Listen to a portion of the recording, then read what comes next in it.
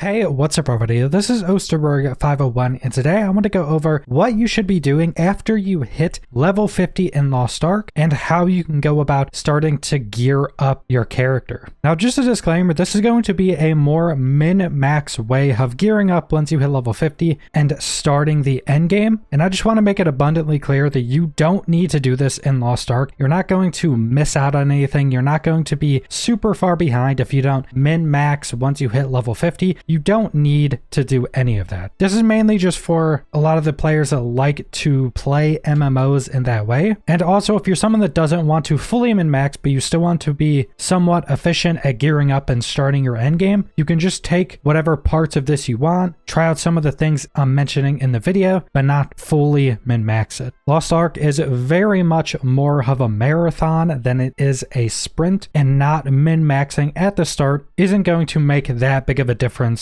in the long term. So first off, getting to level 50, which is when you start your endgame, is incredibly simple. The only thing you legitimately need to do is just follow the main quest line throughout the game. Now following the main quest line is going to be following the orange and yellow quest icon that you get once you start the game, and you're going to be following that all the way through until you find the first arc in the game. Now once you find the first arc, that normal orange quest symbol is going to turn into a really long-term quest that wants you to find all 7 of the arcs. But then the main quests you're going to continue to follow past that point are going to turn into blue quests, which are known as world quests, but those are essentially just the main quests that take you to other continents in the game. So you're going to be following the blue quests. And right around the time you're hitting level 50, the main quest will take you to Vern. This is pretty much the first place you're going to be questing once you're level 50. And at this point, you could stop doing the main quest for a bit. You could go do Chaos Dungeons, start gearing up a little bit. But a more efficient way to do it is to continue on doing the main quest through Vern. And then once you are completed with all of the main quests in Vern, your main quest will then take you to Shoeshire. And this is the first snowy region in the game. And the reason you want to go to Shoeshire and complete the Shoeshire main quest is because at the end of the Shoeshire quest sign, you will actually get a box that gives you a full set of 302 level gear. And this will allow you to start your gear upgrading process at a higher gear level, which will help speed it up quite a bit. So then once you're done with Shoeshire and you have your full 302 set of gear, you're then going to start your islands. Now the island system in Lost Ark is a bit complicated, so I want to keep my island route a bit more simple. And essentially what these are is there are dozens and dozens of islands throughout the sea of Lost Ark. A bunch of them are event ones that are only up for a specific amount of time. A bunch of them are roster islands, which means you do it once on your account and then you're done. You can't go back and do that quest again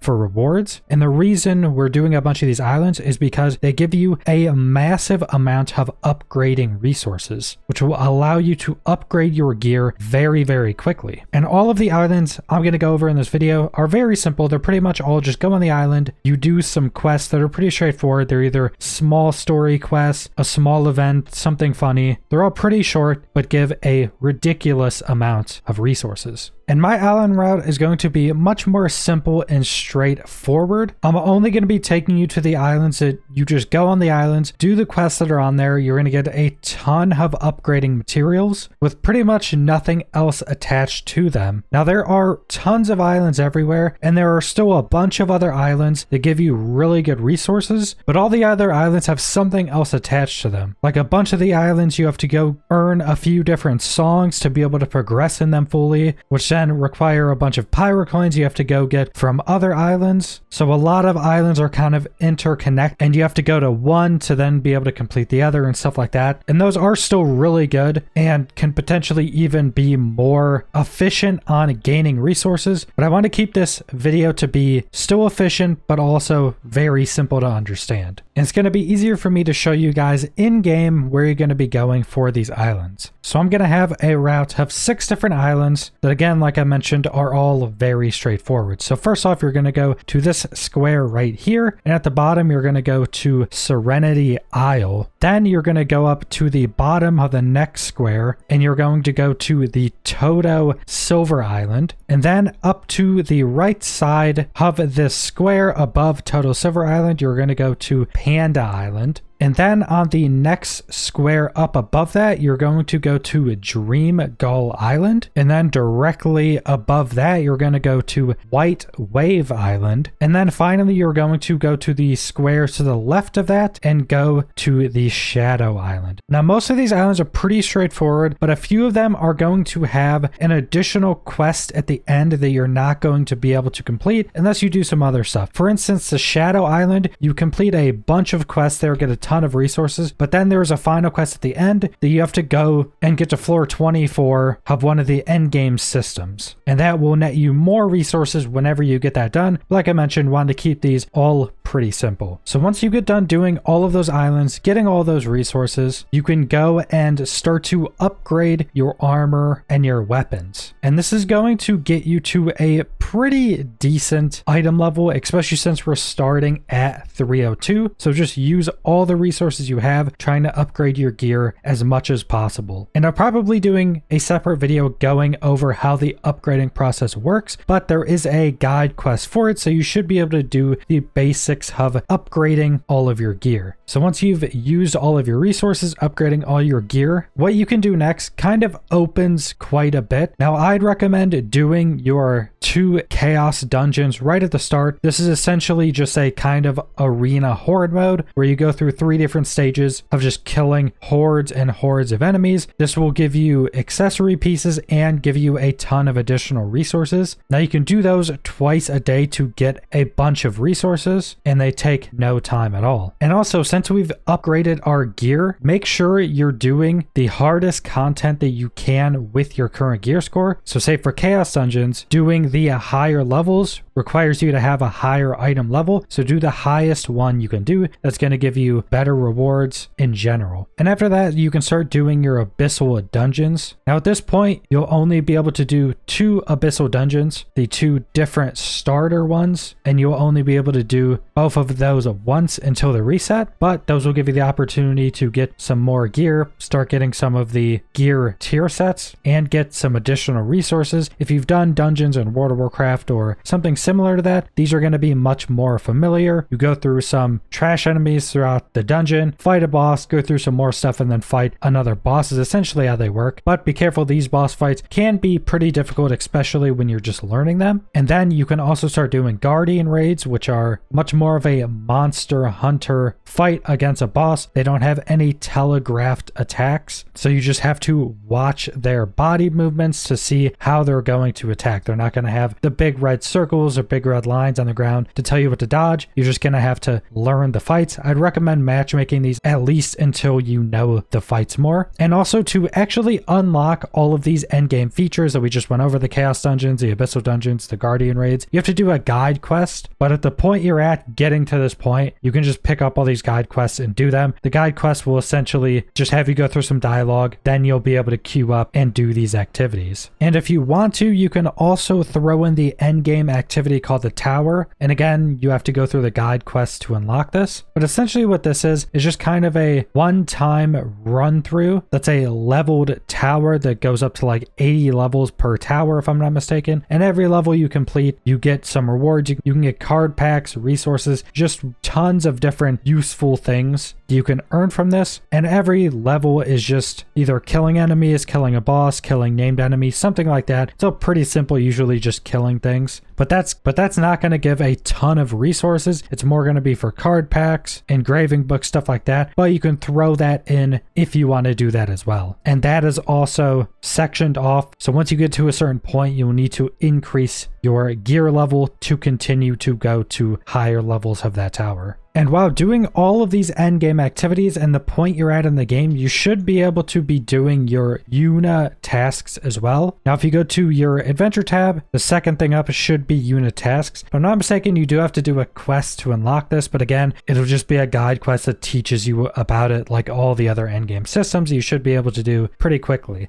Una tasks are split between dailies and weeklies, and there's a ton of additional options. Just be careful at what gear level you need to do it, because you can still accept these Una tasks even if you don't have the gear level to actually be able to do them. So just read through some of them. I would recommend trying to do any of them with upgrade materials like harmony shards here. Harmony leap stones are going to be something that's going to hold you back early on when gearing up, so you can do ones for those as well. And there are dailies, you can do 3 every day, and then there are weeklies, and you can do 3 on a weekly basis, and you can get a pretty big chunk of additional resources from doing these as well. So once you've gone through everything I mentioned in this video, you should be on your way to understanding the end game a little bit more and being able to continue farming resources to continue to upgrade your gear. And I want to keep this guide for more of a beginner level. Doing all the stuff I mentioned in this video should get you over 400 gear score pretty easily, especially if you're doing your daily and weekly Una quests and doing all of your daily chaos dungeons. And then you can kind of choose what you want to do after that. Do you want to make more alts to be able to do more Una tasks and send those resources to your main? Do you want to focus on your main and run around doing a bunch more islands and doing the more intricate islands to get additional resources? You can continue to do all of your guardian raids. And then once you get yourself up to 460 gear score, you can also start to do the main quests of the Roendel continent. But the information I went over in this video should get you to that point where you can start choosing what you want to start to focus on. So that is everything I want to go over. Hopefully I explained that well enough for you guys to understand everything. And also I will be continuing to put out shorter videos explaining single systems. So if you guys have any questions about any different specific systems, put it in the comments and I'll probably make a video on it if I haven't already. So you guys can check that out so you can have all the information on all of the different systems in the game. So subscribe if you want to see more Lost Ark or other MMO videos. Leave a like if you liked the video. Leave a comment down below what you guys think about the end game gearing in Lost Ark, and thanks for watching.